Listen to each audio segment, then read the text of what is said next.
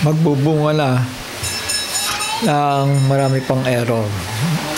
Dahil inaayon nila ang kanilang high priest sa pagka-high priest ng isang tao may kasalanan. So yung turo na yun. Kaya hindi na ako magtataka dyan kasi mula nung una pa wala pang akay yung tao na yan eh. Talagang tinakwil na sa simbahan yan eh. Pero talagang sabi nga ang mahuhulog sa hukay ay mahuhulog talaga. Sabi sa amen? Nakaligtas nga sila sa Catholicism. Sa mga Nicolaitan spirit naman nasabit. Kaya yan mga kapatid, kung hindi tayo mag-iingat, lalo itong mga taong ito na on and off at nagbabaliwala sa gawain ng Diyos, malaking duda ko dyan eh, na hindi tatagal sa pagsubok, mga kapatid.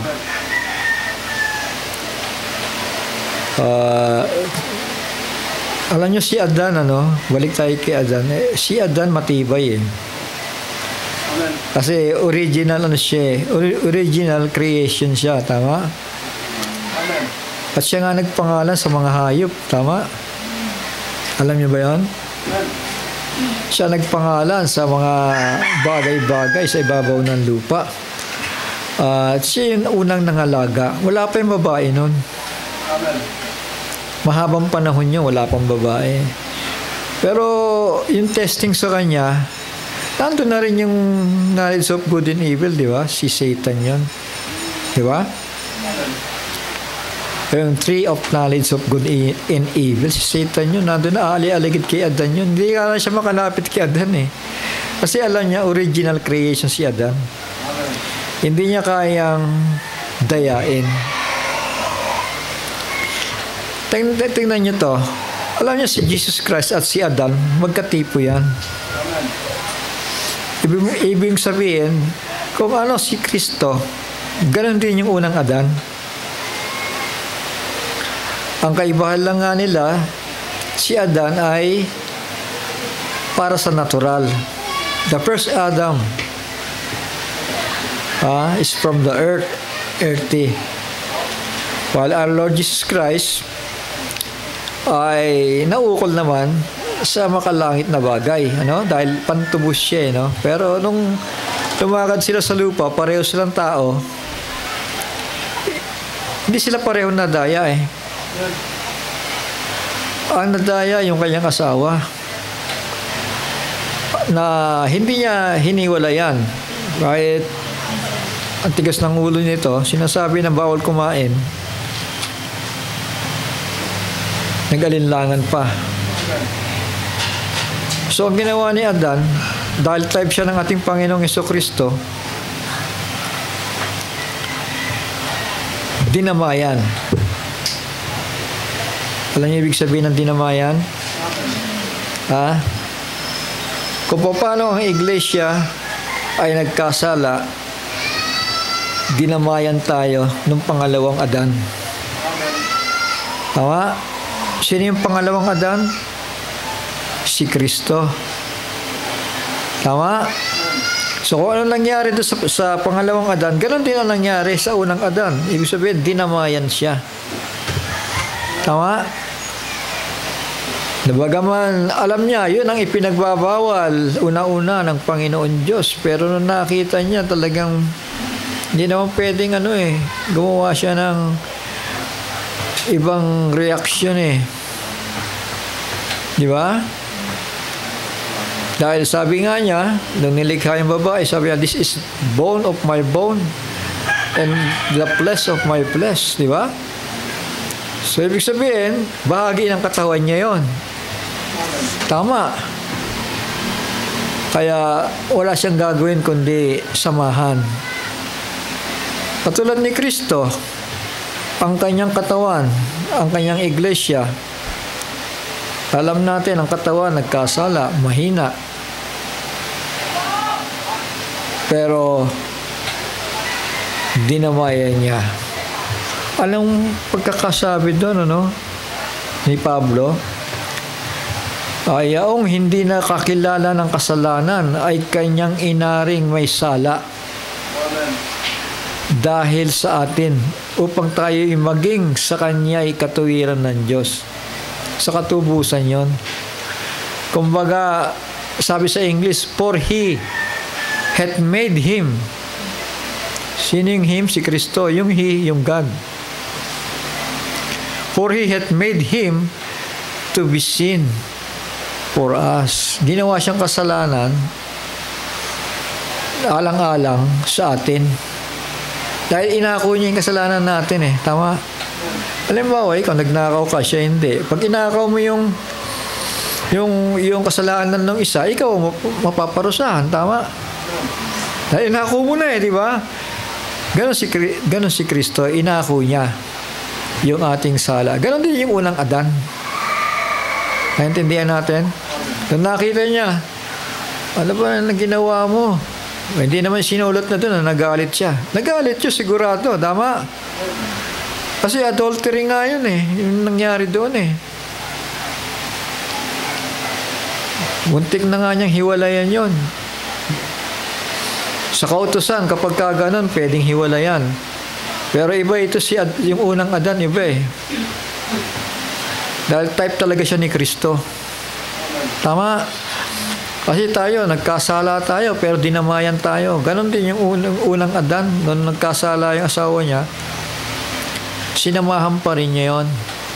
At sabi nga ni Pablo kay Timothy, na kapag magpapatuloy siya, yung babae, sa kabanalan, ay maliligtas siya.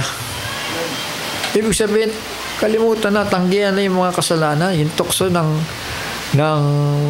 diablo sa buhay niya. Dahil kung magpapatuloy siya, yan ay kanyang ikapapahamak. Tama? Sure, mga kapatid. Jesus Christ, first Adam and the second Adam, magkatipo yun. Kaya nga pareho silang Adan eh. Ang kaibahan lang, yung isa pang natural, para dito sa mundong ito, lalakad siya, pagpaparami. Yung nangutos sa kanya eh, in the natural way. Pero yung pangalawang Adan, matapos na tayong tubusin, matapos niyang akuin yung ating kasalanan, lumuklok sa kanan ng Ama, ang purpose naman niya, mag-reproduce sa Spirit Word. Naintindihan natin? Magre-reproduce siya. Sa paanong paraan? Sa pamamagitan ng pagbibigay ng Espiritu Santo sa ating mga puso. Naintindihan natin? Bibigyan kanya. Yung Espiritu niya, binabahagi sa Iglesia. Tama po? Kung paano si Adan ay nakabahagi ng laman at ng dugo, ng buto ng unang Adan, ganon din kailangan makabahagi tayo ng Espiritu ng pangalawang Adan na si Jesucristo. Tama? Dahil without the Spirit of Christ, He is none of His. Tama? Pagka wala kang taglay na Espiritu ni Kristo, mananatili kang walang naintindihan sa salita ng Diyos. Parot pa rito ka sa simbahan, pero wala kang naintindihan. Kaya nga pag dumating ang pagsubok, laglagan tao. Mas maigi pa minsan ng tao kapag naghihirap eh. Kasi kapag ang tao naghihirap, umiiyak. Humihingi ng awa sa Diyos, di ba? Humihingi ng panalangin. Tama? Pero kapag ang tao, ang mahirap, yung pinagyayaman, mga kapatid, nakakalimot sa Diyos. Yan ang mahirap ngayon. Kaya toso ang kaaway eh. Alam niya kung saan ka pararaanin eh. Tama? Para makakuha ka niya. So be wise as a serpent and harmless as a dove. Ang diablo mandaraya. alam na alam ang kahinaan mo. Kaya pag nakuha ka sa mga ganung bagay, napakakawawa mo. Say amen? At hindi lang ikaw, pamilya mo, damay. Damay-damay yan eh. Kasi ang galit ng Diyos, sabi niya, ang galit ko ay hanggang sa ilang salin ng lahi. Ganun magalit ang Diyos. Huwag na tayong, hindi, God is love. Huwag na kayo na magaganyan-ganyan pa. Kasi yung God is love sa mga sumusunod dyan eh. Sa mga may takot sa Kanya eh. Tama? Pero doon sa nagbabali, wala. Tingnan niya, may darating dyan. Iiyak-iyak na naman. Tandaan niyo ito sasabihin ko, mga kapatid. Dahil wala ako sinasabi dito na hindi nangyayari. Ha? Dahil yan sa katigasan ng ulo ng tao. Huwag tayong alamin natin, kilalanin natin yung mga halimbawa sa simbahan at yung mga negatibo, mga kapatid. Sabi nga ni Pablo, kapag may mga ganong uri, huwag niyo silang pansinin. Turo ni Pablo yun. Hindi ko kayo tinuturuan ng masama. Bagay si Pablo naman, sinasabi niya, ibigay ang tao na yan kay Satanas. May mga salitang gano'n si Pablo, alam niyo ba yun? Ha? Hindi ko lang nababasa dito eh. Ibigay ang tao na yan kay Satanas. Ha? Upang ano yan eh, para parusahan yung laman eh, sabi ni Pablo, upang maligtas pagdating ng panahon na kanyang pagsisihan ang kanyang sala at ang kaluluwa ay maligtas. Hindi na sinabing yung kaluluwa eh dalhin sa impyerno, hindi sinabi ni Pablo yan. Ibigay ang lamang kay Satanas upang maligtas ang kanyang espiritu sa pagdalaw ng Panginoon.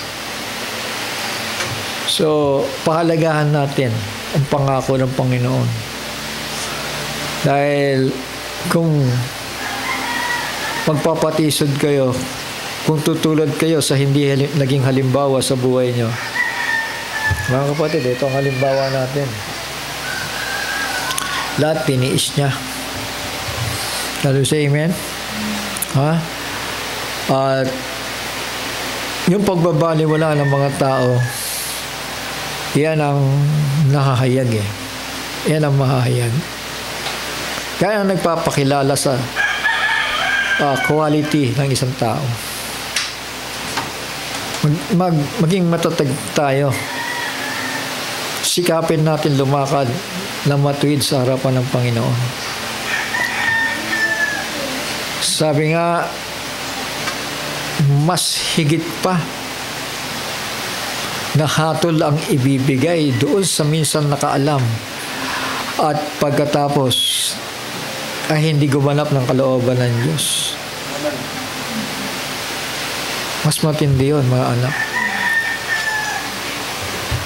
Sige po, ituloy-tuloy ko na po ang mensahe.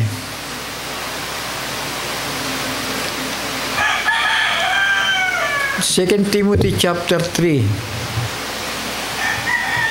Datapot alamin mo ito, na sa mga huling araw ay darating ang mga panahong mapanganib. Nasa huling araw na tayo. Ito ang kondisyon, sapagkat ang mga tao ay magiging maibigin sa kanilang sarili. Suriin natin, buhay natin ha. Habang binabasa ko to ha. Maibigin sa salapi. Tandaan nyo, ang buhay hindi puro sa pera lang.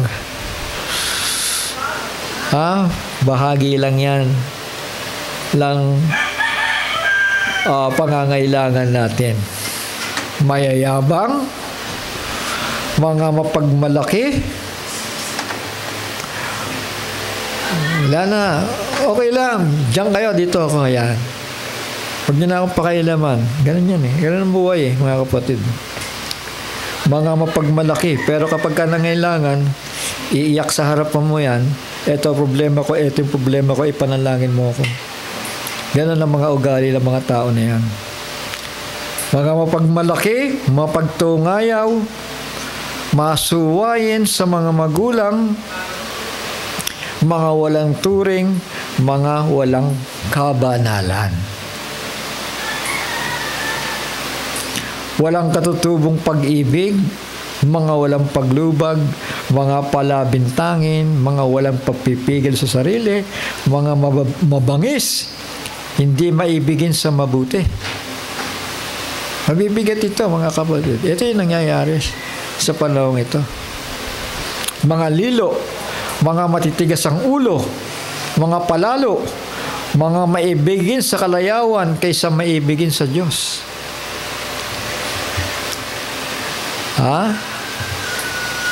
Maibigin saan? Sa mga material na bagay. Kaysa maibigin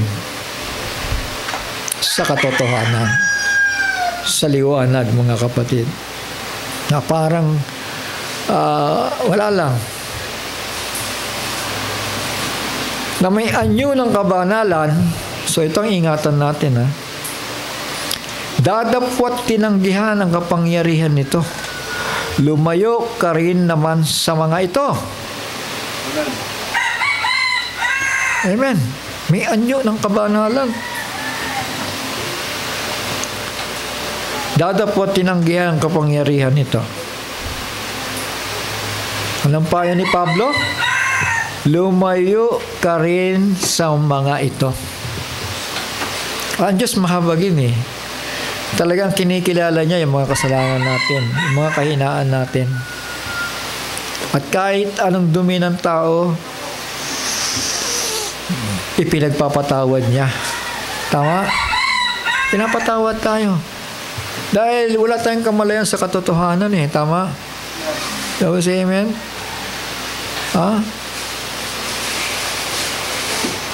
Pero, alam niyo, minsan, may mga pagkukulang ng tao na matapos siyang tanggapin ng Panginoon at bigyan ng panibagong pagkakataon sa buhay para mabuhay ng maayos, ng matino, mga kapatid.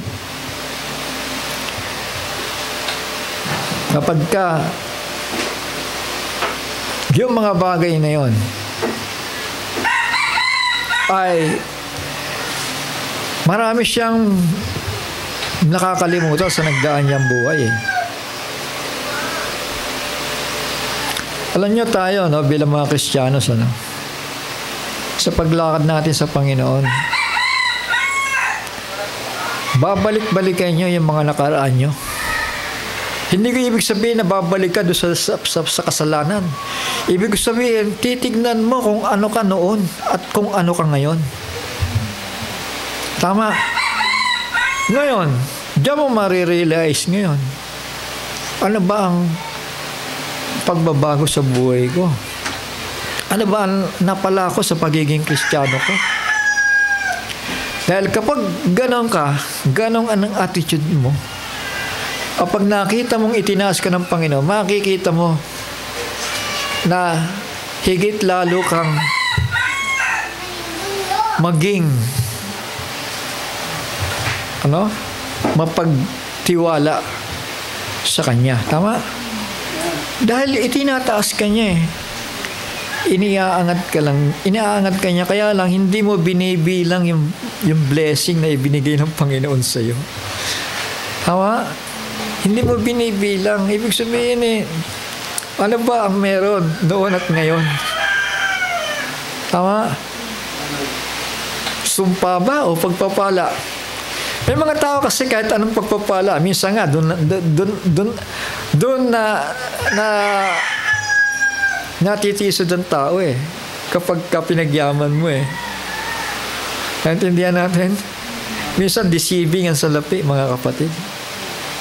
Dahil nagiging busy ka niya. Parod pa rito. Minsan maigi pa yung tama lang di ba? Yung kumakain ka, umiinom. Nagdarasal ka, nananalangin, humihingi ng awa. Minsan maganda talaga yun eh. Yun ang pinakamaganda talaga eh. Tama?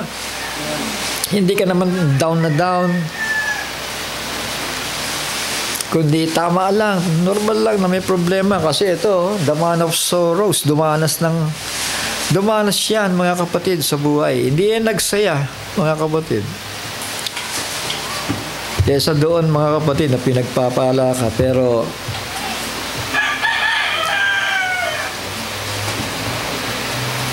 kinakalimutan mo ang Panginoon. Tama? Meron nga dyan, may mga kakilala ko, umiiyak eh. Ipag-pray mo kami ng ganito, ipag-pray mo kami ng gano'n kasi kailangan namin. Dahil ako talaga gusto ko makatulong sa gawain eh. Kaya mga salita niyan eh, mga kapatid eh. Mga kapatid, huwag tayong umibig sa salita kundi sa gawa. Tama? Kailangan may gawa. Kilala tayo ng Panginoon mga kapatid. At tagal na tayo mga Kristiyano, dapat yung sinasabi ng Biblia na let us go to perfection. Hindi yung pabalik tayo sa dati nating buhay. Nasanay tayo magnakaw. Nasanay tayo magsinungaling.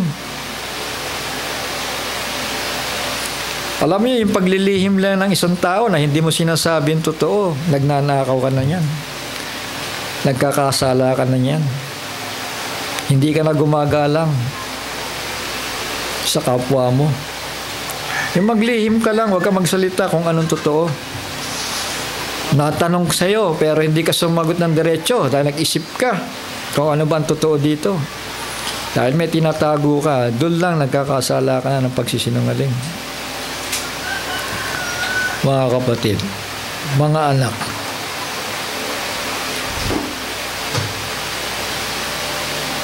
ang Diyos mapagpatawad eh. Yung mga ginagawa mo ng araw, pinatawad na yan, huwag mo na lamang uulitin.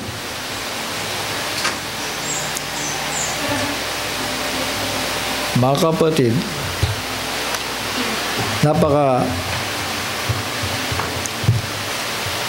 bigat kung isa-isahin natin mga kapatid. Pero inako na yan ng Panginoon. Ginawa siyang sala dahil po sa atin mga kapatid. So, ganon kabigat ang magiging kaparusahan sa tao. Kasi higit parusa eh, ang aariin ng tao sa magbabaliwala sa anak ng tao. Yan sinabi ni Pablo.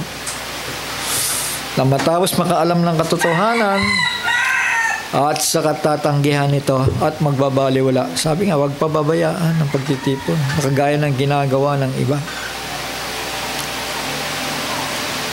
Naintindihan natin, mga anak? Para sa inyo to. Hindi para sa akin ito. Dahil sa akin, may iba akong pasanin sa buhay na ito. Isa na dyan na mapagsabihan kayo. Dahil ang Diyos ay marunong mapuot. Sabi po dito, na laging pag-aral. Ayan. At kailan pa man ay hindi nakararating sa pagkaalam ng katotohanan. Di ba? Aral ng aral. Pasok sa paaralan. Tuturuan ng guro. Paglabas, walang alam. Hindi natututo.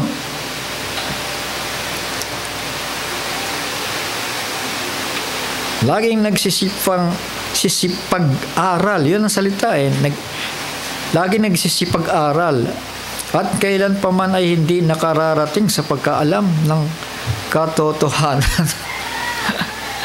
Mga kapatid, nakakalungkot talaga ito. Lalo para sa akin, na isang mangangaral, di ba? Kasi sa isang guro, ayaw niya ng ganun eh, di ba? Sister Ruth, no? Yung estudyante mo, ayaw mo nang papasok. Sipag pa naman. Tapos pag uwi, walang alam, ano?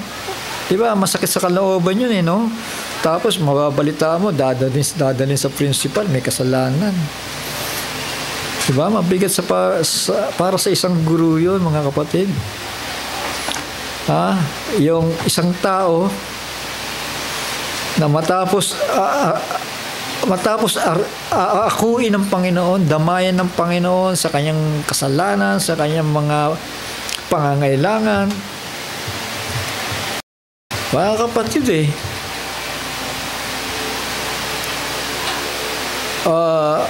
ganun pa rin na parang I don't care.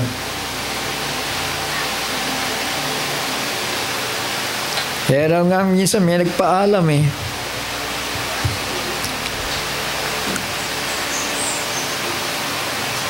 hindi kami makakadalo. Kasi nandito kami, nagsasaya kami. Kasama ko ang buong pamilya. Kasi paalis na sila. Mga kapatid, pag ganyan ang ugali ng tao, alam mong ang tao ay mapapahamak sa buhay niya. Alam mong ang tao kailangan niya. Kailangan siya na mailapit sa Panginoon.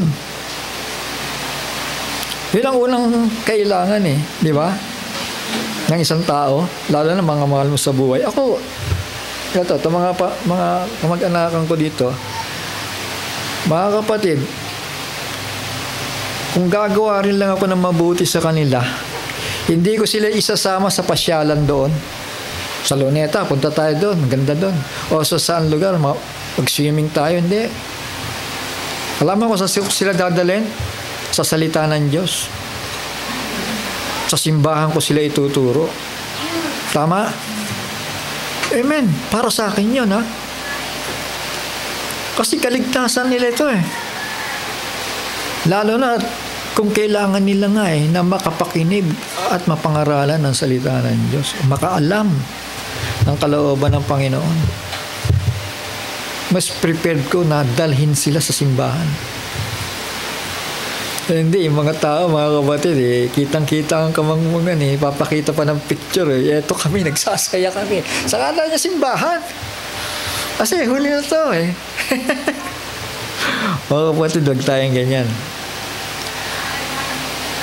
Matthew 6:33, unahin ang ano? Anong unahin? Unahin muna ang kaharian ng Diyos at ang kanyang katwiran at lahat ng bagay ay susunod na lamang. Sabi siya, amen?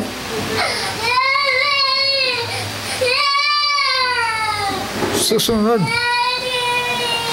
Susunod ang kasiyahan. Pero huwag mong pababayaan. Huwag mong kalilimutan yung isang mahalagang bagay sa isang tao. Kasi lumalabas yan ang pag-ibig mo pala sa laman lang, gusto mo lang ma-please yung tao, mapasaya yung tao. Pero ano kaya bukas? Ano kaya mamaya? Tama? Mga kapatid, ever learning and never able to come to the knowledge of truth. Mga ganyang tao, pati pastor, tinatakwil, mga kapatid, Ang nangyayari, hindi sila may ipanalangin ng mga pastor, Kaya damay, pati mga pamilya nila. Nagagalang yung mga ginagamit ng Diyos. Huwag niyo silang babaliwalain na darating kayo sa simbahan, mag-uuwian na. Huwag po ninyong ugaliin yon.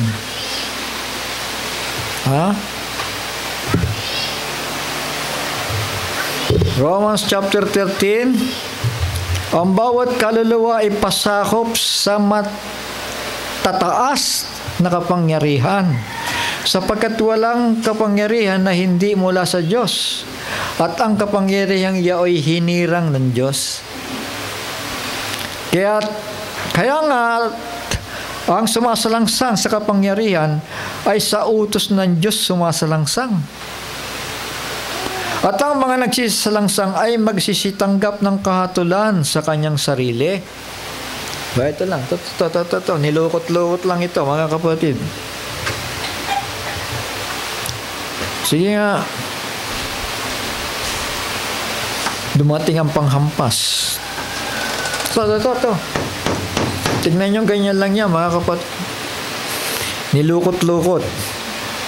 Nang makita ko, parang nilukot din yung dibdib ko eh. Isang linggo lang, mga kapatid. Dumating ang panghampas. Alam niyo, ang sabi ng Panginoon, kapag may nagpasaway, may nakahanda ng pamalo.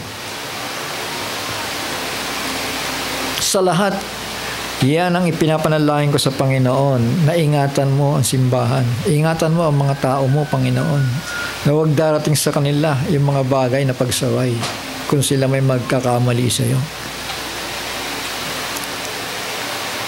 Pero ang Panginoon marunong magbilang, 1, 2, 3, 4, 5, 6, 7, 8, 10. Kapag gano'n ang bilang yan, ihanda mo na. Humanda ka na. Kilala ko ang Panginoon eh. Kung kailan darating ang pananakit niya, ramdam na ramdam ko yan, mga kapatid. Kaya ako, pagka nararamdaman ko na, lalo na nung araw, na minsan talaga may kahinaan ako nung panahon na yun. Parang bang naglalakad ako na may humahabol sa akin eh. Ganun eh. Dahil alam ko eh, galit ng Panginoon eh. Kaya ito, sinasabi ko lang sa inyo yung karanasan ko. Huwag kayong magbabaliwala sa mga bagay, lalo na't patungkol sa pagsamba sa iglesia, mga kapatid. Sa verse 3, sapagkat ang mga pinuno ay hindi kilabot sa gawang mabuti, kundi sa masama. Ba'y magagalit mo sa yung, sabihin natin, pastor, o kung sino man yan, mga kapatid, na wala kang kasalanan? Tama? Tapos amen? Siyempre magagalit yan dahil may nakikita siyang unrighteousness. Tama? Tama ba ako? Mali. Sapagkat ang pinuno ay hindi kilabot sa gawang mabuti, kundi sa masama. Pag gumawa ka ng masama, matakot ka na. Tama? At ibig mo bagang mawalan ng takot sa may kapangyarihan, gawin mo ang mabuti. At magkakamit ka ng kapurihan sa Kanya. Sabi sa amen? Dapat ganun tayo. Dapat napupuri tayo ng Panginoon. Hindi yung nakatitig sa atin ng Panginoon. Alam niyo yung Panginoon, tumititig yan. Minsan may nagprapisa eh. Ang tagal na kita tinititigan. Naramdaman ko kung sino yung pinagsabihan eh. Sa katigasan ng ulo mo. Sabing ganun ng prophecy, diretso yun. Tumititig ang Panginoon sa mga nagmamatigas. At kapag ganyan kakatigas, mga kapatid, kawawa ang buhay mo.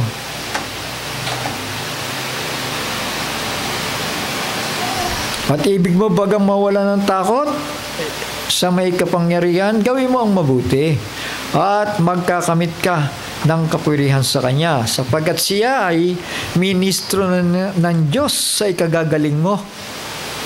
Ministro ba yan? Bali wala minister. Mga kapatid, kapag ganyan ang attitude mo, darating ang sinasabi, mga kapatid. Alam niyo si Johnson, sumulat-sulat yan, mga kapatid. Hindi niya alam kung ano yung sinusulat niya eh. Binigay sa akin, pinabasa sa akin. Naintindihan ko naman.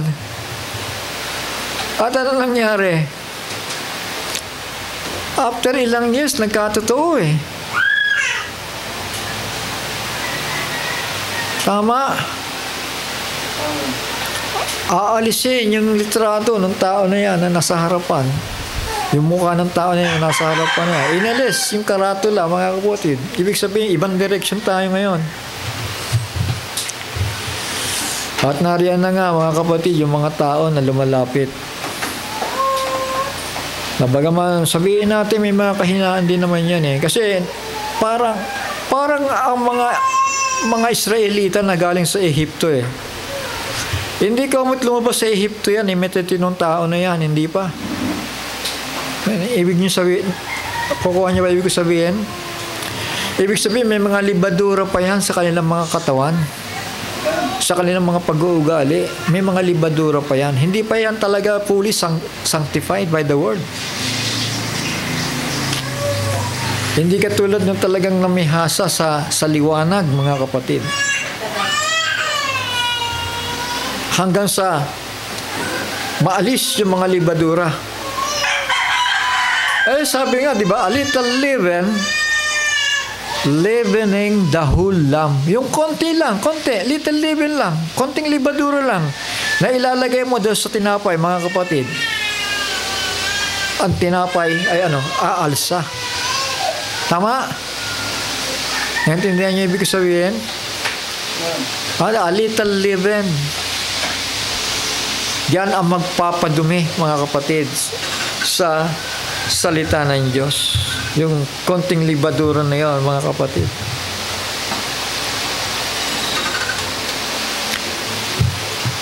Datapwat itong ginagawa mo ang masama ay matakot ka sapagkat walang kabuluhan ang pagdadala niya ng tabak. Ang tabak yon, mga kapatid, yung salita ng Diyos. Sapagkat siya ay ministro ng Diyos, tagapaghiganti sa ikagagalit sa gumagawa ng masama. Marunong din pala magalit yung mga ministro. Tama ba? Hindi naman pag sinabing God is love, hindi naman lagi mong magsasawalang kay bukan. Ministro ka nga eh. Ikaw nga yung tagapangalaga eh. Tama. Ikaw nga yung tagasaway. Ikaw nga yung tagatuwid eh. Sige nga, rod of iron ang dala mo.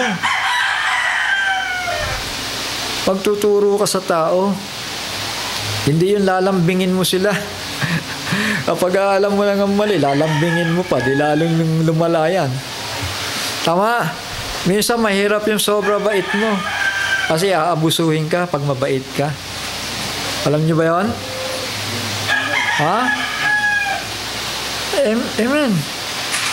But be harmless. Be harmless as a dove. Talagang ganyan. Ang salita ng Diyos ay matalas pa sa tabak na may talim na sa magkabila. Talagang masakit. Pag dinapuan ka ng salita ng Diyos at may nagpasaway ka, masakit talaga yan, masaklap yan.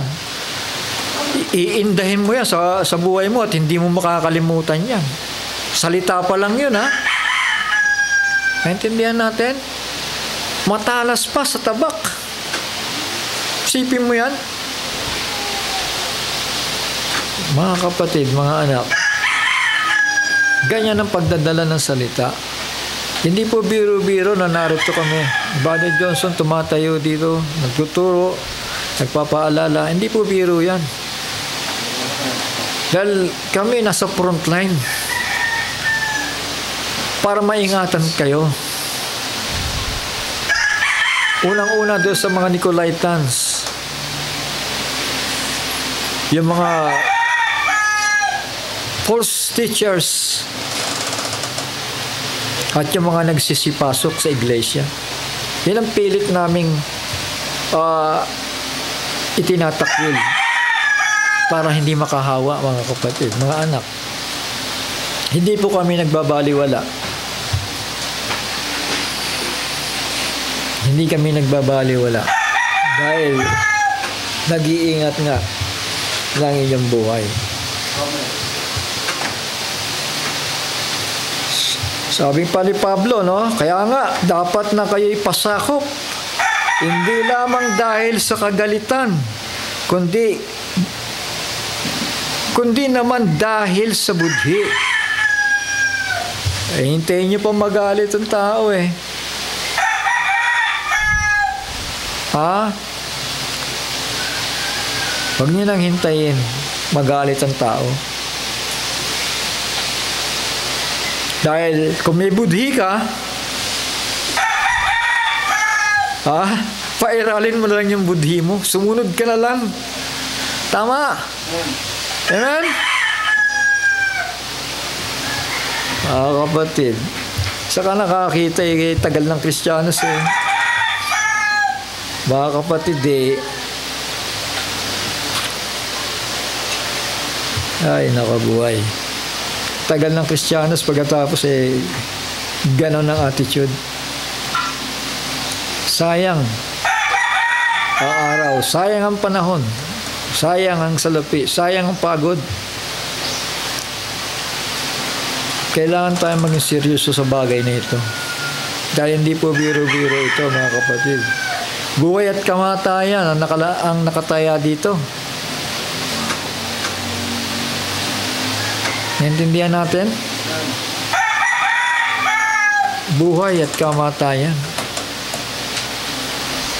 ang nakataya po dito. Ingatan natin. Mahalin natin ang sarili natin.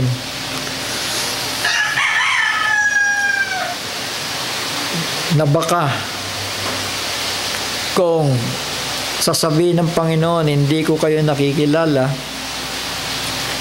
ba'y nakapakakawawa natin. Sabi ng iba, hindi balit, titiisin ko na lang ang kamatayan. Madali salitain yan eh. Madali sabihin yan eh. Matitiis mo ba yung 5 months torments yun? Na pinahihirapan ka ng kaaway? Hindi mo kakayanin yan. Oo, sa nakikita ko lang mga kapatid, talagang kailangan tayong matakot sa Panginoon eh. At pagsimikapan kung ano itong nag-iintay sa harapan. Dahil mahatulan tayo pag nagbaliwala tayo eh. Yun lang. Yung pananampalataya, hindi naman natin winawala sa tao yan eh. Yung pagbabaliwala. Katulad ni Israel. Bagaman may pananampalataya sa Diyos, pero nagbaliwala sila. May kasalan ba? Bahala na kayo dyan. Ikasal na kung sino yung gustong ikasal dyan. Basta dito kami.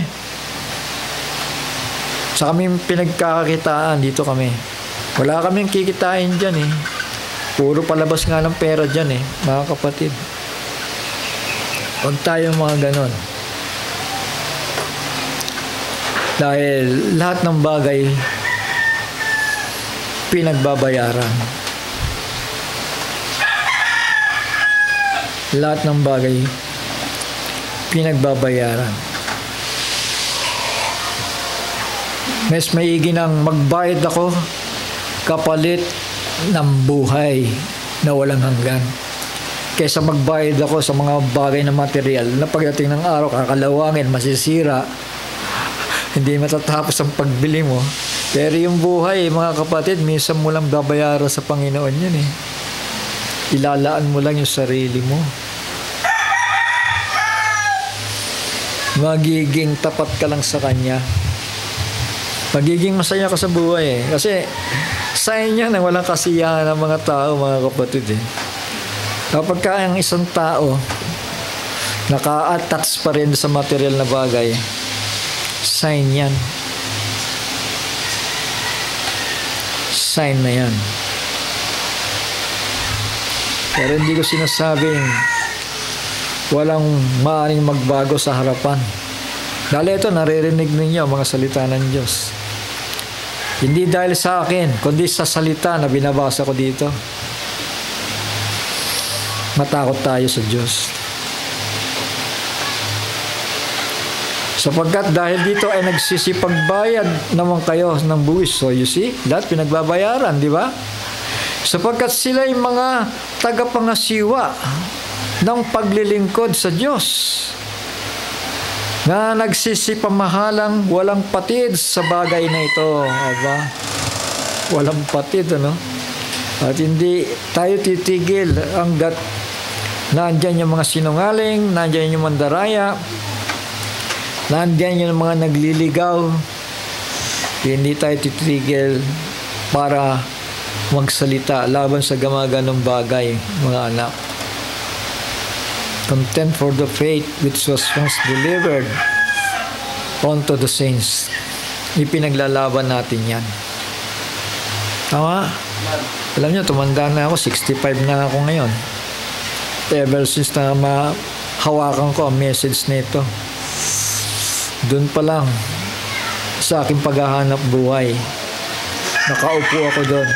Maghapon, magdamag, magtatrabaho, pero yung contender, yung Bible nasa harapan ko yon. Wala ako sinayang na break time. Tititig sa salita. Miski hanggang ngayon, matutulog na nga lang ako, binubuksan ko pa yung yung Bible, yung nagsasalita. Sige siya, salita siya ng salita. Habang ako, pinakikinggan ko, mamaya tulog na ako. Pagsikapan natin ito. At huwag natin babaliwalain. Dahil kung ano kung ano ang sabihin na natin, kung ano yung pinagsisikapan mo, yun ang ibibigay ng Panginoon eh. Mamimili ka lang naman eh. Ha? Material o spiritual. Kasi pagka material ang inuna mo, hindi susunod ang spiritual dun eh. Pero pag inuna mong spiritual, pati material susunod dun eh. Di ba? So, sino dapat nating unahin? Eh, di yung spiritual. Yun ang dapat nating unahin. Dahil lahat susunod eh. Ibigay ninyo sa lahat ang sa kanila'y nararapat. Buwis sa dapat buwisan, ambag sa dapat ambagan, takot sa dapat katakutan, puri sa dapat papurihan. Mga kapatid, huwag kayong magkautang. Ito, tungkol naman sa utang ito. Nang ano pa man sa kanino man, maliban na sa mag-ibigan kayo, sapagkat ang umibig sa kanyang kapway nakaganap na ng kautusan. Yan. Okay, mangungutang. Wala kung mangutang kayo dahil sa kailangan, matuto kayong magbabayad. Tama? Sabi sa amen? Alam niyo ba, may mga galing mangungutang ha? Ito, ikwento ko lang naman sa inyo ito para makaiwas kayo. Babayaran ko rin yan sa katapusan. Ganun, di ba? Dumating na yung katapusan. Hindi pa. Wala pang katapusan. Nag-uusap pa lang kayo. Naibigay mo na yung pera. Pag abot mo ng pera, di pa nga ako katapusan, di ba? Pag abot mo ng pera, hindi ko lang tiyak kung kailan ako makakabalik sa iyo, ha? Naku, discussion na. Alam mo na. Tama ba? Tama ba, Martin Johnson? Hindi ko lang alam kung kailan ako makakabalik sa iyo, eh. Gusto ko na nga sabihin, alika dito. Akan yung pera. Malabo ka palang bumalik eh. Gusto ko sanang biruin na gano'n eh. Kasi sa karanasan ko na yan eh. Kaya lang, hindi ko pinagpapareha sa tao na yung isa gano'n, siya rin ay gano'n. Tama ba? Dahil sa nagmakaawa yung tao, kasi doon na lang talagang mahabag ka eh. Talaga yung nakakalungkot yung kwento eh. Nakakalungkot. Minsan sa kalungkot ng kwento, sige, kalahati na lang ang bayad. Sobrang lungkot ng kwento eh. Kalahati na lang ang bayad. O may bigas dyan, dali mo na yung bigas. Hindi ka na hinahangad magbabayad, mga kapatid. Pero pagka minsan, ang mabigat nito yung panlilin lang natin sa tao eh. Matapos maibigay yung pinakikiusap, mga kapatid, merong tawag dito, may technical eh. Hindi ko lang tiyak kung kailan ako makakabalik na masaklap. Huwag natin ugaliin yun. Fight a good fight. Sabi nga, di ba? Fight a good fight of faith. Lumaban tayo ng patas sa buhay na ito. May mga tao kasi mahuhusay talaga sa technical eh. Pinag-aaralan talaga nila yan. Naka-register na sa kaisipan nila yan eh. Yung panggugulang. Inuugali talaga nila yon. Pero huwag niyo pa-practicein yun. Huwag kakasala kayo sa Panginoon. Hindi kayo magiging karapat-dapat. Tandaan niyo ito sinasabi ko ha. Sa ganun lang, hindi kayo magiging karapat-dapat. Kasi panlalamang yun. Unang-una, hindi ka makakaunawa ng mga bagay na panlangit dahil sinasakal ang salita. Hindi pumapasok sa puso mo. Kasi hindi mo na i-apply eh. Hindi mo pinapractice na may i-apply ang salita ng Diyos sa iyo. Mabuhay ka na may kabanalan. Kabanalan yan, mga kapatid eh. Pero yung mga ganong estilo, panggugulang yon. Malayo yan sa kabanalan. Tama. Yung mga ngako ka na, hindi mo sigurado, sabihin mo na. Baka maawa pa yung magpapautang sa'yo. Sige, sa'yo na yan. Kalimutan mo na. Diba? Tama. Mas maganda yun. Magandang samahan kapag ka ganun. So, alam natin, yung sinasabi na huwag mong gawin yung bagay na ayaw mong gawin din naman sa'yo. Tama? Pag ayaw mong gawin sa'yo, huwag mong gagawin sa iba. Yun ang simpleng utos eh. Di ba? Sa Ten Commandments, nandun yun, di ba? Mahalin mo ang kapwa mo. Mahalin mo ang kapitbahay mo. Huwag mo silang gugulangan. Huwag mo silang lalamangan. Huwag kang mag-iisip na kung ano sa kanila. Mas maganda nga eh. Ipanalangin mo na umasenso sila para pag umasenso sila, maganda rin ang buhay mo kasi kapitbahay mo sila eh, di ba? Gusto mo ba yung kapitbahay mo balik ng balik sa'yo? Pag nakikiusap, di ba? Mapipirwisyo ka nun. Kung ipanalangin mo, pagyamanin sila ng Panginoon. Di ba? Di ba ikaw na yung sa huli? Tama? Amen? Total, andyan naman, pinagpuprovide naman ng Diyos sa'yo eh. So, ganun lang.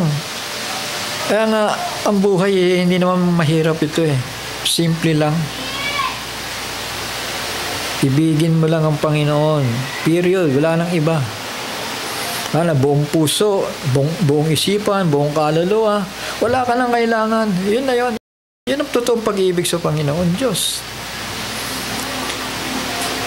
Minsan, naisip lang natin ng Diyos kapag nangangailangan tayo. Yun ang kadalasan eh. Pero pagka hindi tayo nangangailangan, punong-puno tayo, parang ang hirap eh.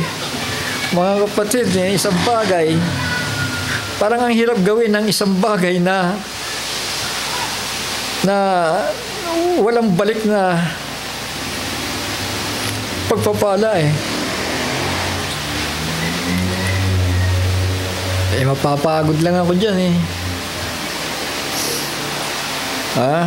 Gagastos lang ako dyan eh.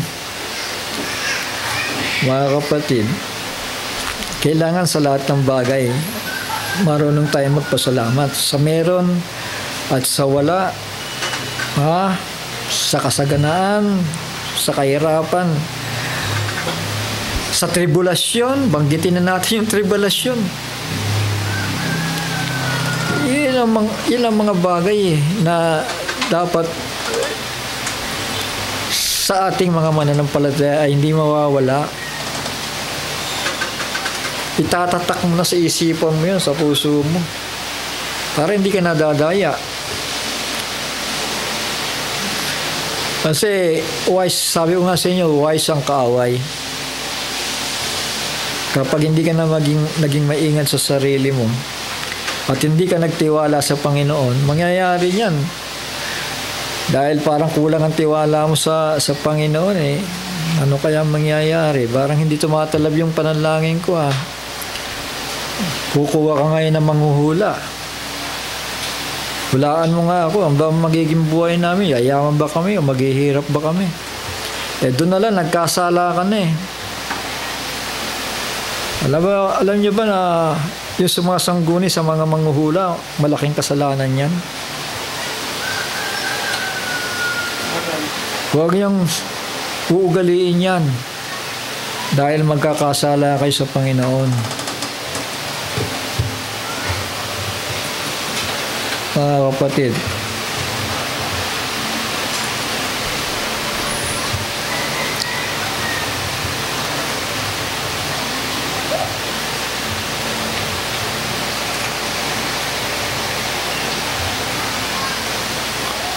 Isaiah chapter 18 verse 19. At pagka kanilang sasabihin sa inyo, hanapin ninyo silang nakikipagkasanggunian sa masamang espiritu at ang mga manghuhula na nagsisihuni at nagsisibulong. Hindi ba nararapat na sanggunian ng bayan ang kanilang Diyos? Hindi ba sa mga buhay ay sasangguni sila, hindi sa mga patay? Ayan. Sasangguni ka kanino? Sa Panginoon Diyos. Shall we say amen? Yung buhay mo, buong buo sa Panginoon.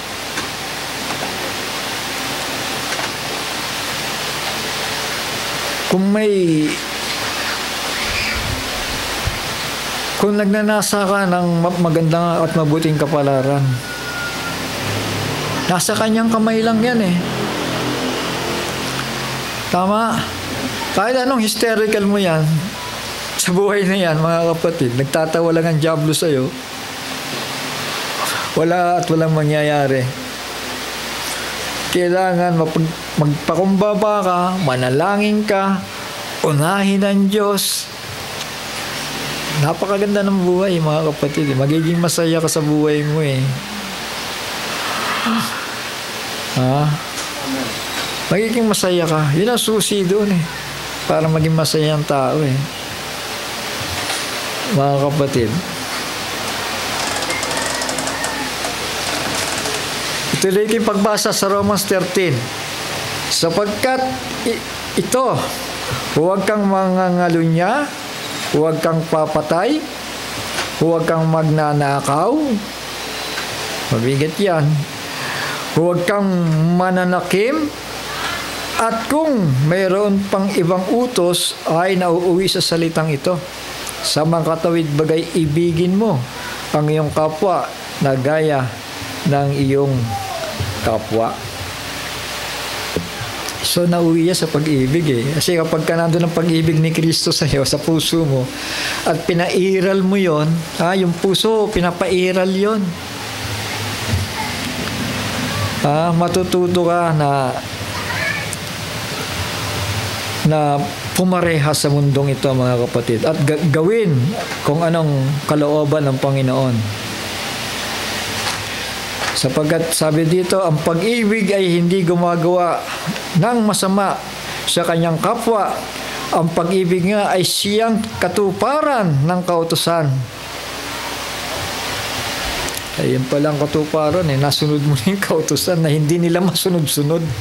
Tama! Isang bagay lang ang labagin mo sa kautusan eh. Nilabag mo lahat eh. Naniwala kayo? Isa lang dyan. Sa mga binasa ko, nilabag mo yan, mga kapatid. Pero kung umiibig ka sa kapwa mo,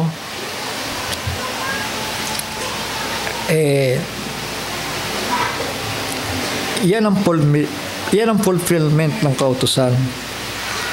Katuparan ng kautusan na naganap mo sa buong buhay mo. Tama? Amen? Pag-ibig sa Diyos at sa kapwa yan. Kasi hindi mo pwedeng ibigin ng Diyos na hindi ka marunong umibig sa kapwa mo.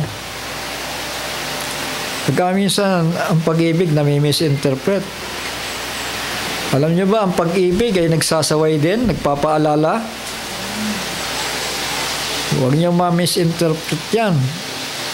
Minsan, ang pag-ibig, si Pablo nga nagagalit Ang Diyos nga nagagalit. Si Kristo nga nagagalit Tama? Huwag niyo ma-misinterpret yun, mga kapatid, dahil pag-ibig yun. Yung pagsaway ay pag-ibig, yung pagpapaalala ay pag-ibig. Minsan, masakit sa tenga talaga. Kasi kapag binabalikan natin yung nakaraan natin at pinamumuhay pa natin, pag sinalamin mo sa Biblia yan, napakabigat niyan. Kakalimutan natin yung nakaraan. Huwag na nating ugaliin pa kung ano yung nakaraan na. Magbihis tayo ng panibagong bihis. Kalimutan na natin yung nagdaang buhay natin. Malapit na dumating ang Panginoon. At hindi ba tayo masaya? Hindi ba tayo kontento? Hindi ba tayo nagpapasalamat? Sabi nga, I will enter in His gates with thanksgiving in my heart. Pagpapasok ka pala ng simbahan, ihanda mo na yung pasasalamat mo. Handaan mo na yung awit mo. Handaan mo na yung papuri mo. Di ba? I will enter in His gates with thanksgiving in my heart. Ano pa yung kaduktong noon?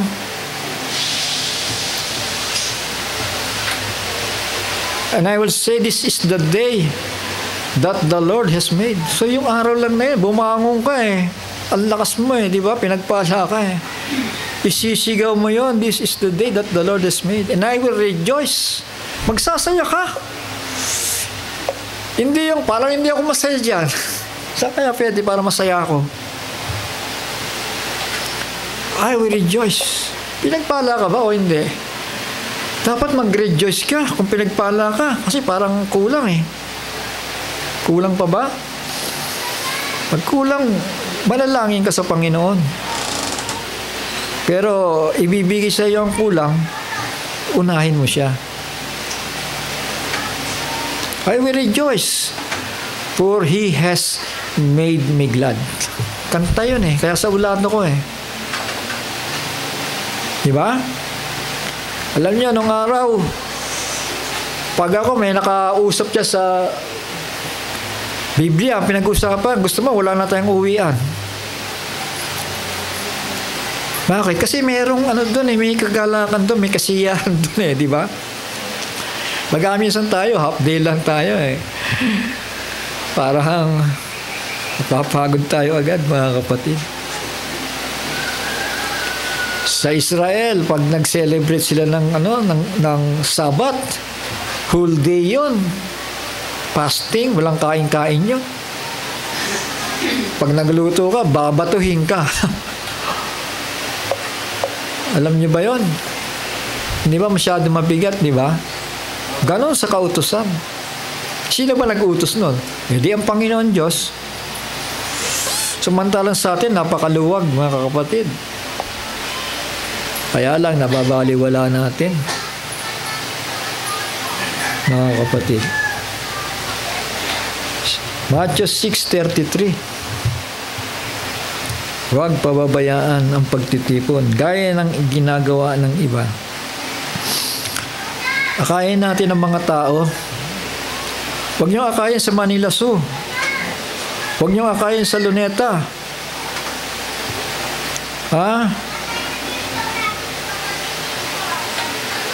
Akayin niyo sa simbahan. Dahil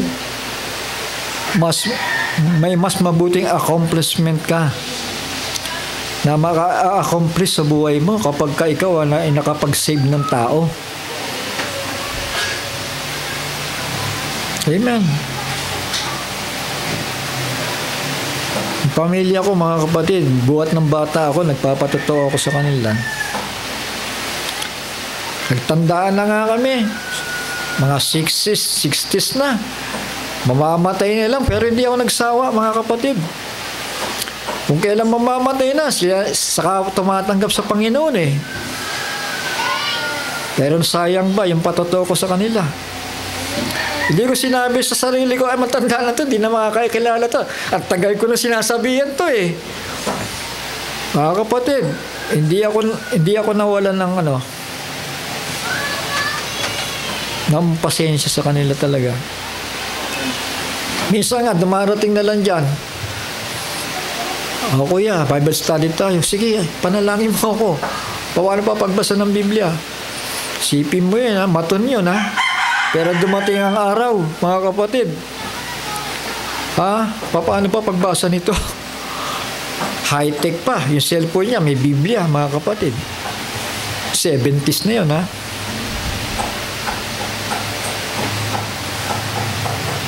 Huwag tayo magsasawa. Hindi, matanda na to, parang di na yata makakaintindi dito. Mga kapatid, nagsisimula ako dito, puro matatanda tinuturuan ko.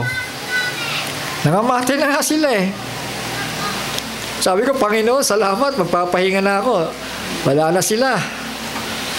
Ako na lang, kami-kami na lang, pamilya na lang. May dumarating na isa eh. May isa. Alam mo yung isa na yan eh, pinagtyagaan ko talaga, may dalawa. May tatlo. Mga kapatid, hanggang sa ito tayo ngayon, mga kapatid, sa awa ng Panginoon. Nagkulang ba ang Diyos sa atin? Sige nga. Yung mga nauna, lihis ang mga turo eh. Napakapalad natin. Napakapalad nyo, mga anak. Ito masasabi ko, dahil kung kayo napasama doon sa mga lihis, sasakit ang ulo nyo. Kung titignan ninyo ang buhay nyo, walang debate. Wala kayong mga tanong na nagpagulo sa isipan ninyo. Pasalamat nyo na yun. Ang ibig sabihin niya na isa lang. Tama ang pagpapakain sa tupa. Dahil kung masasakitin, laging hilo, laging may pagtatalo sa loob ng simbahan. Abay, nasubukan nyo na ba yan? Ito mga anak ko, danas na danas yan eh. Laking gawain yan dala-dalawang jeepney. Pagbaba ng jeep, sila mismo, isang simbahan, nag-aaway, nagtatakalo-talo eh. Mga kapatid, ipagpasalamat nyo na ito. Pagpasalamat na ninyo. Pagsumikapan na ninyo ito. Yun lang masasabi ko sa inyo. Kasi, baka managot tayo sa Panginoon. Nakakatakot. Ulitin ko, 5 months tormention ang maiiwan sa rapture. Maawa tayo sa buhay natin. Maawa tayo sa buhay ng mga mahal natin sa buhay. 5 months tormention sa walang tatak sa noo ng Panginoon Diyos, sa noo ka tatatakas. Revelation. Yung walang revelasyon, kaya nga Police Virgin tama. Kaya nga Police Virgin ang tawag sa kanila. Ibig sabihin, virgin sila sa puso nila, mananampalataya sila. Kaya lang sa ulo nila, wala silang revelasyon.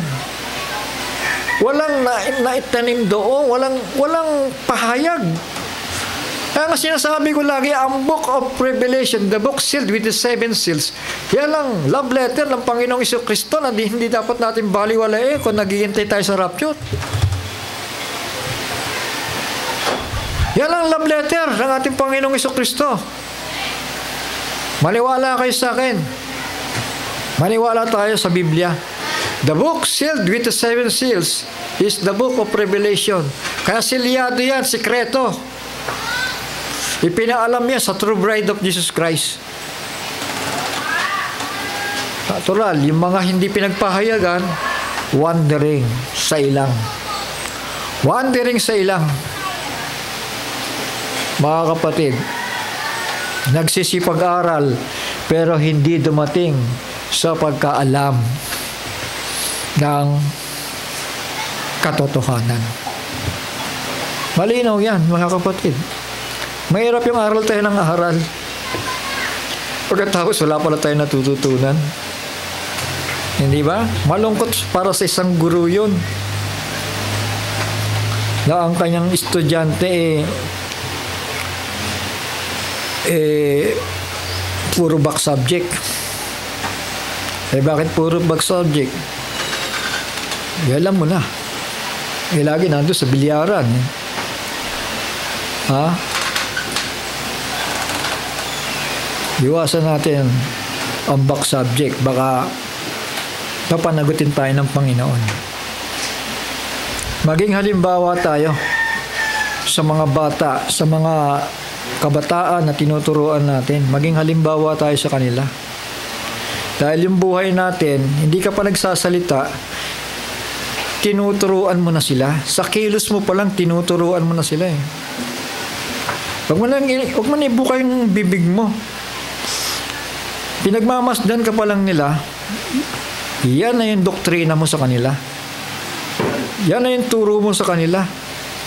At tatandaan ng mga bata yan na itinatanim mo sa kanilang mga isipan, sa kanilang puso. Yung mga bata, matandain yan. Lahat ng pinagmamasdan ka lang yan, pero nare-register yan doon. Pagdating ng araw, kung ano yung ginagawa sa'yo, pwede ko isumpa ng bata. At pwedeng matuwa sa'yo yung bata. Dalawa lang yun. Kaya mag-iingat tayo. Maging mabuting halimbawa tayo sa mga tinuturuan natin, inaaralan natin sa eskwela. O kahit saan pa man, hindi na sa eskwela, mga kapatid. Kailangan magpakita tayo ng pagiging halimbawa. Lalo na sa tahanan, mga kapatid.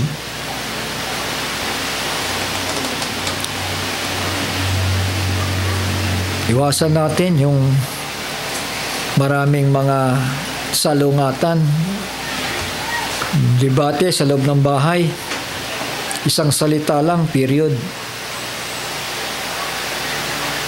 Kung hindi pa rin natutunan, baka sa susunod. Pero hindi kailangan ng maraming salita. Matututo ang tao sa kanyang karanasan. Hindi mo kailangan ulit-ulitin sa kanila yung isang bagay na talagang paulit-ulit din at hindi pa naiintindihan ng tao. May mga bagay naman na natutuhan ng tao at nababago rin Basta ang isang tao nagbibigay ng halaga sa gawain ng Diyos, maging masaya ka na. Kung ang bata naturuan mo pumunta sa simbahan, maging masaya ka na. Alam niyo ibig ko sabihin? Kasi kapag ang bata, pinabayaan mo, pumunta sa kabarkada dyan, sinama siya, nag-inuman, nag-addict, nalayo na sa Diyos, binigyan ka pa ng mabigat na problema. Tama? Kaya ako, kung hindi pa maintindihan ng mga bata, yung mga dapat nilang gawin sa buhay, hindi pa lahat. Para sa akin, sapat na yun, nandyan sila at natuturuan ng salita ng Diyos dahil ang Diyos ang magbabago sa kanila pagdating ng panahon.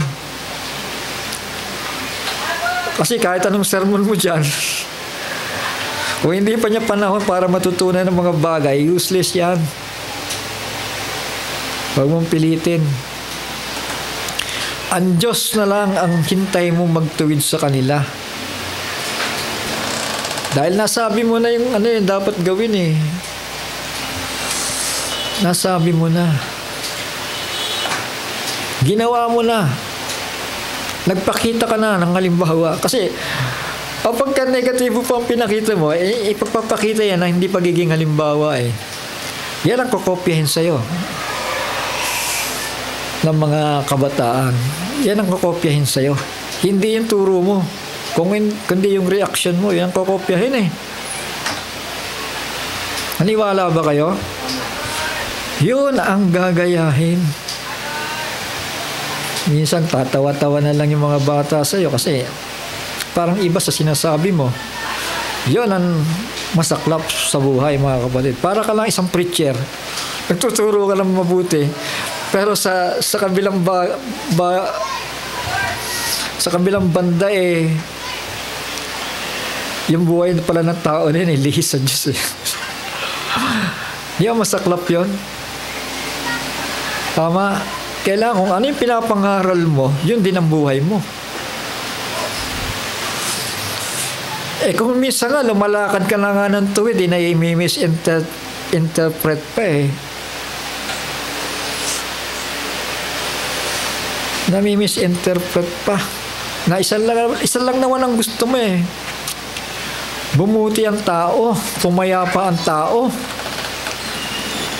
sumunod sa Diyos ang tao. Yun lang naman ang gusto ng mga ngaral Bakit hindi natin pakinggan sila? 2:00 na po, mga kapatid. I will enter in His gates with thanksgiving in my heart. Pinagpala ako ng Panginoon. Kailangan kong pumunta sa gawain ng Diyos. Kailangan kong magpuri. Kailangan kong magpasalamat. Kailangan kong magalak. Kailangan kong masaya. Maging masaya. Dahil mabuti ang Diyos sa buhay ko. Tama po ba? Mga kapatid, napakabuti ng Diyos. Lahat ng pagpapala nasa atin. Sa sinasabi kong ito, mga kapatid, hindi naman ako talagang maraming pera Tama lang naman. May panggastos tayo sa mga event na yan. At saka kung ano pang pangangailangan ng simbahan. Maraming salamat sa mga naitutulong po ninyo. Dahil talagang ganyan, masisira at masisira yung mga bagay na yan. Ayan. Masisira lahat yan. Hindi yan magtatagal. Kailangan lang may mga pamalit tayo, mga kapatid, mga anak. Yan ang sinisikap natin. Hindi naman kailangan magtayo tayo ng napakaganda at napakalaki. Naghihintay lang tayo ng rapture Tama lang yung masustain na tayo. Yung makakain tayo, makainom tayo, makakilos tayo, hindi tayo nangangapa, hindi tayo namumblema. Sabi nga, it's better to give than to receive Mahirap naman yung receive tayo ng receive Kailangan matuto rin tayo magbigay. Pag ayaw na magbayad, sa'yo na yan. Tama? Dahil alin sa dalawa yan. Kaya lang, kailangan maging patas tayo sa lahat ng bagay, mga kapatid. Sabi sa amen? Patas tayo. Kasi malapit na po, dumating ang Panginoon. Hindi tumitigil ang bakbakan Johnson sa Middle East. Hindi natitigil yon. Wala lang ang masyadong update pero gumagapang na yan. Natutupad ang propesya Ang gagawin natin, maghahanda tayo. Huwag natin sasayangin yung pangako ng Panginoon na kasalan. Maraming inimbitahan sa kasalan. Alam niyo ba yun? Pero anong ginawa nila? Binaliwala ang kasalan. Hindi, God is love Sala yan. God is love Mga kapatid, ang mahirap lang yan, pag binaliwala mo ang kasalan, magagalit ang Ama. Tama? Magagalit ang Ama. At isasara ang unawa sa'yo. Sasaran ka ng unawa.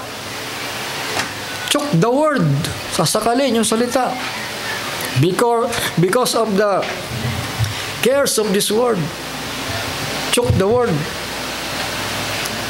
Dahil mahal na mahal mo yung mga bagay na nasa libutan. Ayaw mo maiiwan yung mga bagay na dapat iwanan Ay yakapin natin yung revelasyon. Mapalad ang bumabasa, dumidinig at tumutupad ng aklat ng hula, the book of Revelation. Mapalad daw. Malapit na ang panahon. Kaya Juan, wag mo nang tatakan.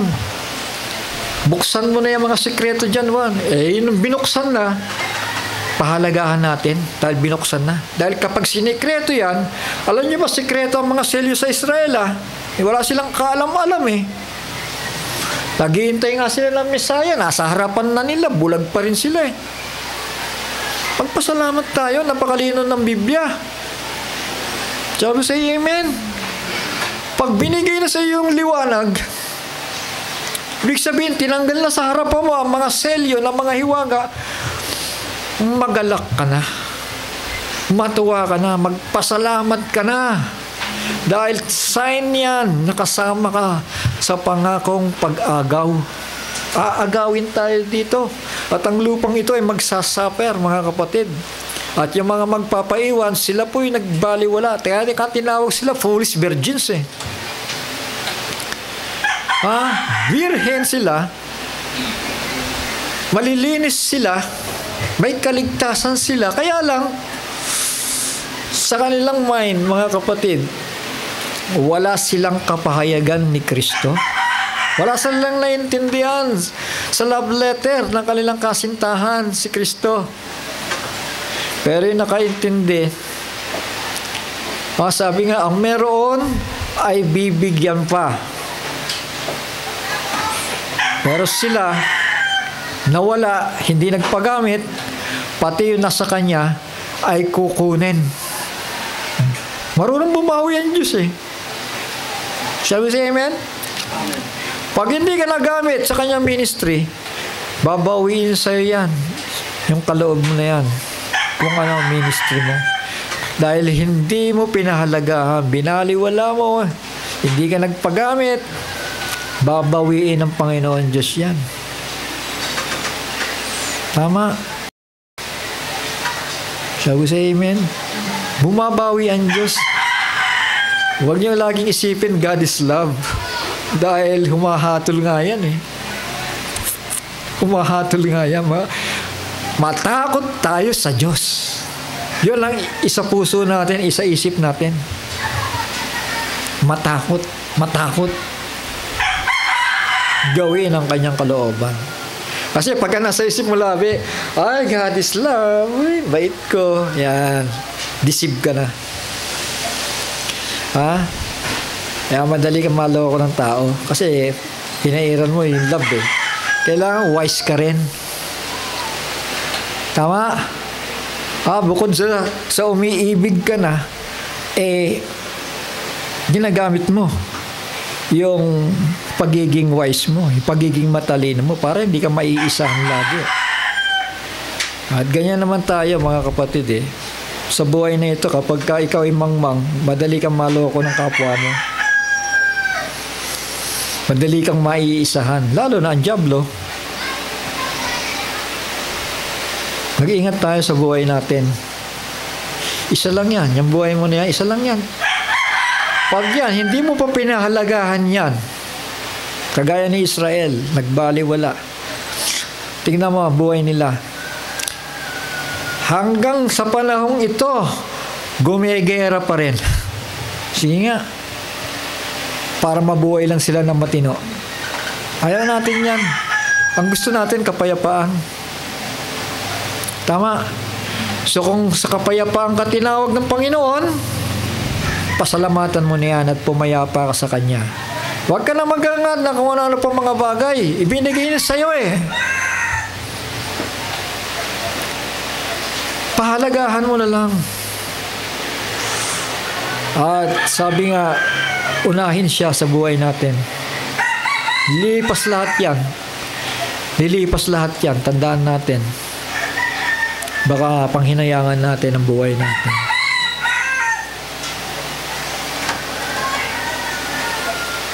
Mga kapatid, yan ang paulit-ulit ko sinasabi na napakapalad natin sa dakong ito. At narito na nga ang kapatid na Vic.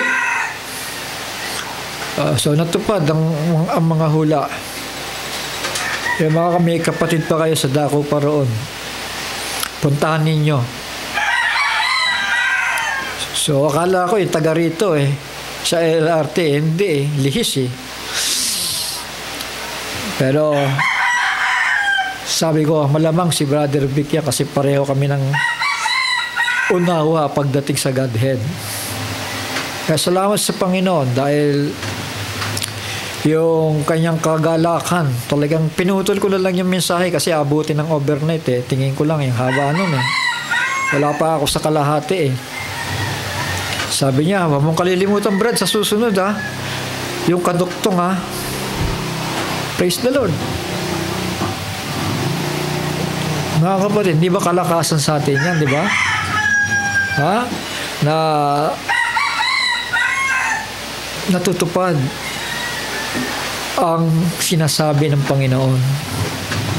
Ayan, mga kapatid, nagsisimula tayo magkaisa. Tayo po yung gagamitin. Wala nang iba. Wala nang iba. Ipagamit natin ang buhay natin. Huwag po tayong maghinayang. Kasi kung saan ka nagtatanim, ang nagtatanim ng sagana, aani rin ng sagana eh. Pero kung nagdududa ka, mga kapatid, we sow what we reap. Mabawa, nagtanim ka ng isang binhi, iyanin mo dyan. Tumubo nga yan, pero pag umani ka, yun lang aanihin mo, di ba? Pero kung naghasik ka, marami ka rin aanihin. Maraming pagpapala ang Diyos na ibibigay. At hindi nauubusan ng pagpapala ang Diyos. Huwag po tayo manghihinayang. Huwag po tayo magsasawang gumawa ng mabuti sa ating kapwa. Lalo na't namamalas natin, na ang panahon ay malapit na, ngayon na ngayon, sapagkat tayo rin ay ang siyang aani ng sagana dahil sa binhi na iniasik natin.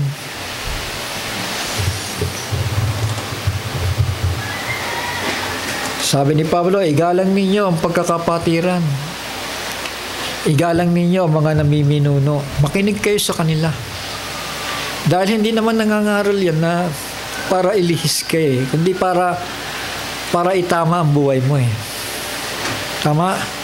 Para i-guide ka papunta sa Panginoon.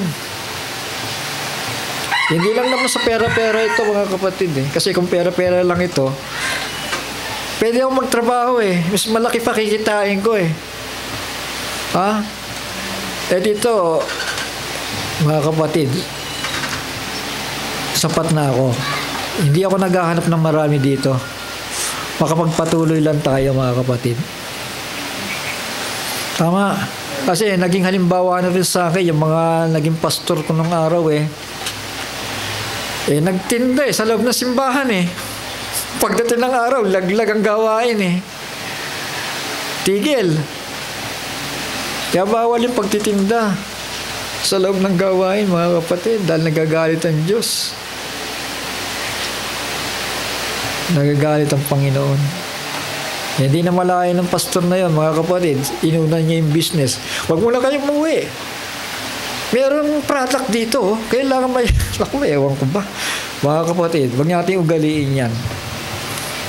Sa denominasyon, wala naman silang malay eh. Unawain na lang natin muna. Pero tayo may kamalayan na sa katotohanan, pagsumikapan naman natin. Hindi yung parang wala tayong natutunan. Hindi yung parang wala tayong narinig o naririnig o para bagang walang nakahayag sa ating buhay. Parang walang nakahayag o nababago o parang walang ginagawa ang Diyos. Huwag natin ugaliin niya, mga kapatid. Sa pagpapahayag pa lamang ng salita ng Diyos, hindi kayang bayaran yan ng salapi. Tama ba yun? Yung pagbibigay liwanag ng Panginoon sa ating kaisipan, sa ating buhay, mga kapatid, hindi kayang bayaran ng salapi yan. Dahil yan pagmamahal yan Pagmamahal yan ng mga nangangasiwa sa bahay ng Diyos. Alam ba natin yon? Pag-iingat yan, pagmamahal yan. Para hindi malihis ang kawan. Tingnan niyo sa gawiroon, mga kapatid. Huwag na lang tayo magbanggit dahil kilala naman sila eh. Kilala naman ninyo sila eh. Nagkakagulo, mga kapatid. sige tanggi sa salita ng Diyos. Yan bang pagbabantay? Hindi yan pagbabantay. Makasariling hangarin yan dahil ayaw mong masapawan o kaya ayaw mong yung baka mahati ang gawain eh. Hindi ganon. Dahil may bagong ginagawa ang Diyos eh. Laging may bago. Laging may bagong mensahe na nahayag sa atin. At kung biblical man yan, mga kapatid, tanggapin mo, huwag mong tanggihan yan. O kaya mo tinatanggihan kasi baka mahati ang gawain. Mawala yung mga ikapo. Mga kapatid, dito wala akong takot dito dahil kaya nga ako naghanap buhay eh. Kaya sa mga pastor na yan ng end time, sinasabi ko sa kanila, diretsuhan. Yung mga dapat nilang baguhin. Tumanda man yan sa mensahe, malaki man ang gawain yan. Hindi ko, mga kapatid, hindi ako mangingimi dahil nalalaman ko ang pagpapahayag ng Panginoon na hindi maaaring tanggihan ng isang tao. Maliban na lang kung meron kang pinangangalagaan. Alam niyo ibig sabihin? Hindi. Kaya muna, baka yung ating dito, yung ating supporter baka mamaya baka malamang nagbago tayo ng stand baka hindi tayo mabigyan disgrasya na. Kaya dito walang supporter dito, mga kapatid. Ang inaasahan ko dito kayo na magsusupport po sa gawain. Basta't ako ang trabahong gagawin ko, ingatan kayo, dalhin kayo sa tamang turo, sa tamang mensahe. Naiksi na nga lang ang tulog ko, mga kapatid Hindi ako nanunumbat Sinasabi ko lang sa inyo para makita nyo rin. Piski naman si Pablo, di ba?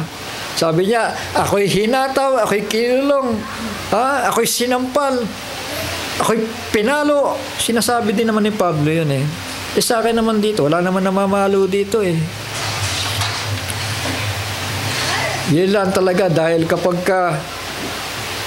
kung ano ang kailangan natin, revelasyon, understanding from the Word of God, yun ang sikapin natin dahil yan ang susi sa rapture. Gusto natin makatakas, tama? So yan ang napakahalaga sa buhay ng tao ngayon. Sa buhay natin, ngayon, hindi bukas. Huwag natin hintayin yung bukas, ngayon.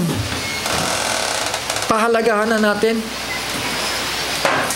Dahil habang nagliliwanag yan, mga kapatid, ibig sabihin, kapag nagliliwanag na, papalapit na ang Panginoon. Tandaan ninyo, ang sikreto na lang sa Biblia ay ang 7 palog. Yung 6, binuksan na sa awa ng Panginoon. Isa na lang. Yung sa ibang simbahan, tapos na lahat ba't hindi pa sila nararapture? Kaya salamat sa Panginoon dahil pinakita sa atin na kailangan tayong magtiyaga, mag-intay-intay pa. At tingnan na lamang ninyo yung nangyayari sa Israel. Huwag yung babaliwalayin nyo yung mga pinopost doon sa group chat natin. Baka hindi binabaliwala ninyo yun. May mga mensahe doon na kung ano ang nangyayari sa panahon natin. Hindi yung baka nakita ninyo, ay may espada.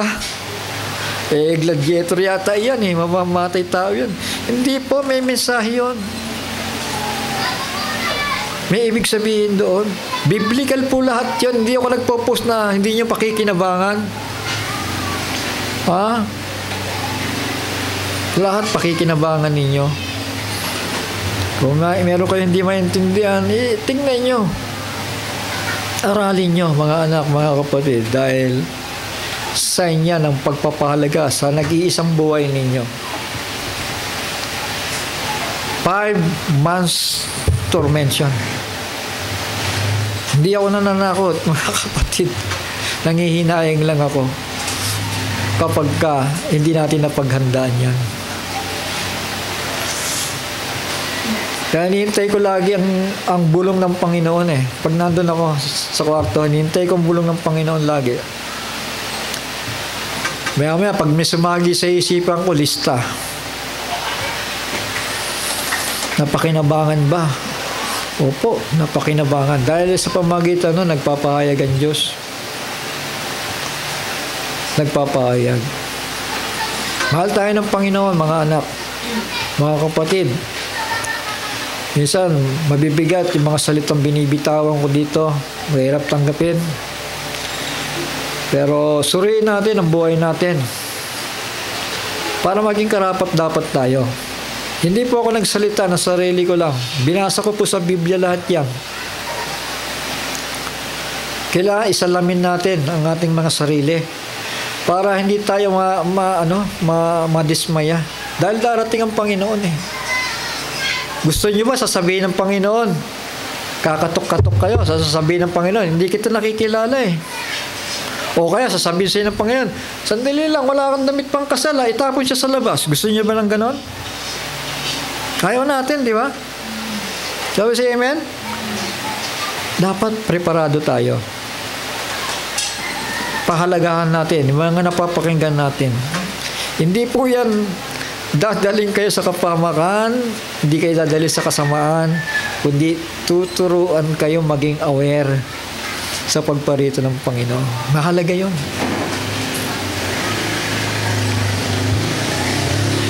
Shall we say amen? Shall we say praise the Lord?